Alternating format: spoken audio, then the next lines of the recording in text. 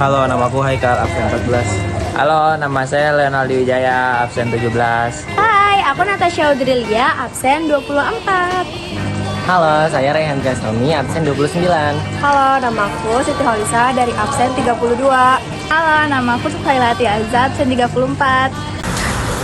Sejarah kebijakan ekonomi sebagai panglima. Yang pertama ada Orde Baru. Pemulihan ekonomi pasca Orde Lama menjadikan prioritas kebijaksanaan. Ini dikenal dengan ekonomi sebagai panglima yang mengutamakan pertumbuhan ekonomi. Yang kedua ada krisis moneter tahun 1998 menimbulkan kesadaran bahwa pertumbuhan ekonomi harus diimbangi dengan pemerataan dan juga keberlanjutan. Yang ketiga ada era reformasi. Kebijakan ekonomi bergeser ke arah pembangunan yang lebih inklusif, berkelanjutan dan juga memperhatikan keadaan sosial. Ekonomi sebagai panglima pembangunan. Ekonomi merupakan pendorong utama bagi kemajuan dan kesejahteraan rakyat. Perkembangan ekonomi yang berkelanjutan menjadi kunci dan dalam mencapai tujuan pembangunan nasional. Peran hukum ekonomi dalam mendukung pembangunan. Yang pertama, regulasi yang jelas. Hukum ekonomi berperan penting dalam menciptakan regulasi yang jelas dan transparan, sehingga menciptakan iklim investasi yang kondusif. Yang kedua, perlindungan hak konsumen. Hukum ekonomi juga melindungi hak konsumen, memastikan produk dan jasa berkualitas, serta mencegah praktik monopoli dan persaingan tidak sehat. Inovasi di bidang ekonomi untuk mendorong pembangunan. Yang pertama, teknologi. Teknologi berperan penting untuk meningkatkan efisiensi, efektivitas, dan daya saing ekonomi. Penerapan teknologi digital dapat mendorong pertumbuhan ekonomi dan menciptakan lapangan kerja baru. Yang kedua, keberlanjutan. Penerapan prinsip keberlanjutan penting untuk menjaga kelestarian lingkungan dan sumber daya alam, serta menciptakan ekonomi hijau dan inklusif. Peran pemangku kepentingan dalam mewujudkan ekonomi sebagai panglima. 1.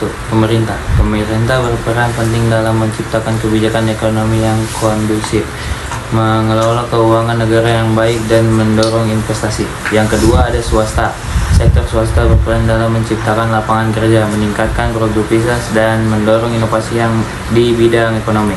Yang selanjutnya ada masyarakat. Masyarakat berperan dalam mendukung program pemerintah, meningkatkan literasi ekonomi dan membangun budaya kerja yang produktif. Tantangan dan kendala penerapan ekonomi sebagai panglima.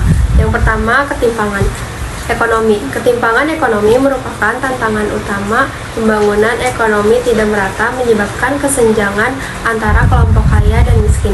Lalu yang kedua, ketergantungan ekonomi. Ketergantungan pada komoditas tertentu seperti minyak bumi membuat perekonomian Indonesia rentan terhadap fluktuasi harga global. Lalu yang ketiga, korupsi dan kolusi. Korupsi dan kolusi menghambat investasi dan pertumbuhan ekonomi serta merugikan keuangan negara dan masyarakat. Strategi mengintegrasikan ekonomi dan pembangunan. 1. Meningkatkan investasi. Mendorong investasi dalam infrastruktur, teknologi, dan sumber daya manusia. 2. Meningkatkan daya saing. Meningkatkan kualitas sumber daya manusia dan produktivitas tenaga kerja untuk bersaing di pasar global. 3. Memperkuat sektor UMKM. Mendukung pengembangan usaha mikro, kecil, dan menengah untuk menciptakan lapangan kerja dan meningkatkan pertumbuhan ekonomi. Terakhir, kesimpulan.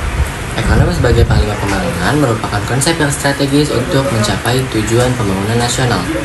Penerapan kebijakan ini membutuhkan komitmen kuat dari semua pemangku kepentingan, disertai dengan inovasi dan strategi yang tepat sasaran. Melalui kolaborasi dan sinergi yang erat, kita dapat mewujudkan ekonomi Indonesia yang berkelanjutan, inklusif, dan berkeadilan. Buruh.